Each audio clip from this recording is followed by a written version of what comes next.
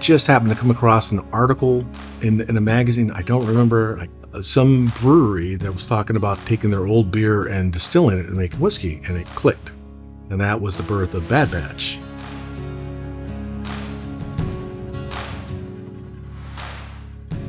But Bad Batch is an advantage because I don't have to buy the grain. I don't have to grind the grain. I don't have to boil the grain and all that kind of stuff and ferment it. Bad Batch, it's already done. I'm taking hundreds and hundreds of gallons of anything. Porter, stout, IPA, blonde. It doesn't matter. I mix it all together from cans to kegs to big batch that a little brewery doesn't like because they got too oxidized and so forth. And I just pump it into containers and take it back over here and mix it all together, pump it into the still, 100 gallons at a time. So it's really a storage of a bunch of bad beer of various types. And then once I put it in a still, it's like anything else, you're always boiling some sort of beer, whether a distiller's beer, grain, or sugar, or whatever you're distilling. So you boil it to 175 degrees. The alcohol turns to vapor, goes up and down and through all this copper, which strips out all the contaminants. And if you have a column still or what have you, like not like moonshiners, but it will push everything down until it reaches a level of ABV or purity that you want. And then once it gets past that, it goes to a cooling tower, a tank full of cold water, and that vapor flashes back to liquid. And that's what you see come out of the parrot, and nice clear liquid and all that.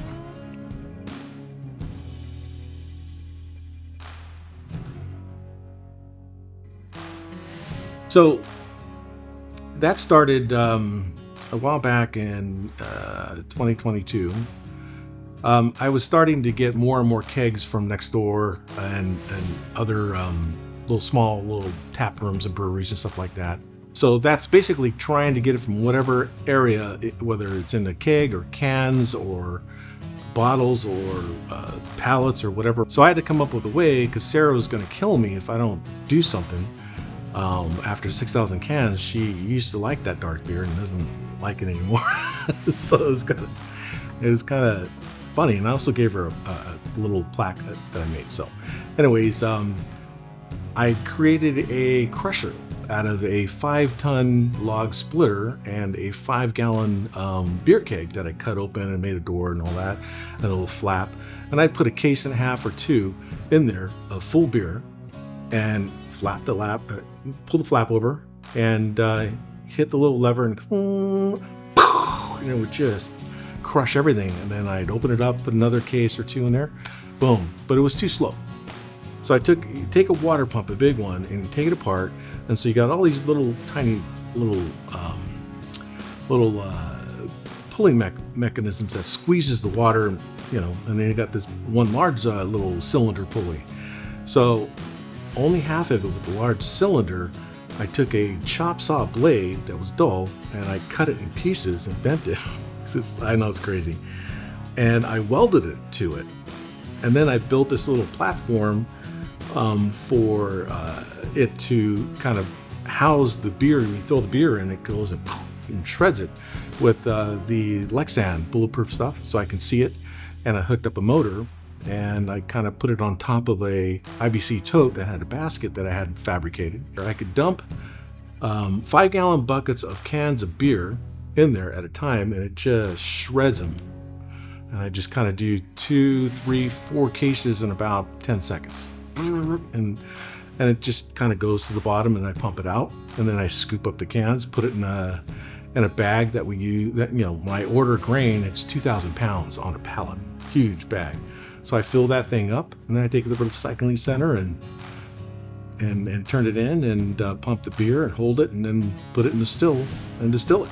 So improve the process. Sarah's happy, and it's quite fun. So once I have it done, it's proofed down to 135. I pump it into my tanks, because I have 4 tanks right now that I use for aging, and I put wood inside of them. They're staves from old barrels that I refurbished. In other words, take the barrel apart, grind it down, reburn it, put it in there, or I will cut my own logs and planks from, I got a little grizzly little bandsaw, and I will cut thick planks, burn them, put them in there, age it. It took me a while to figure out, but I was able to develop a system that will age the spirit extremely fast. 90 days is all it takes. Once it goes into that container, it's there for 90 days, and I can pull it out at 135 and try it, and it's feel the heat, but it's smooth. It's very flavorful, very nice. It's beautiful whiskey. But typically it comes out, goes into a tote for bottling. My wife waters it down to whatever proof it is for the product we're making, 96, 110, whatever, and she'll filter it through a 1 micron and bottle it. So it's filtered twice. It's just such a complex flavor that you try it, you taste it, you get these flavors, and you get that heat, and then it just keeps ending with this complex wow. And if you're a beer lover, you can kind of pick up some of those subtle hints, and it's like, wow, this is really good. All made from bad recycled stuff that would be normally dumped down the drain.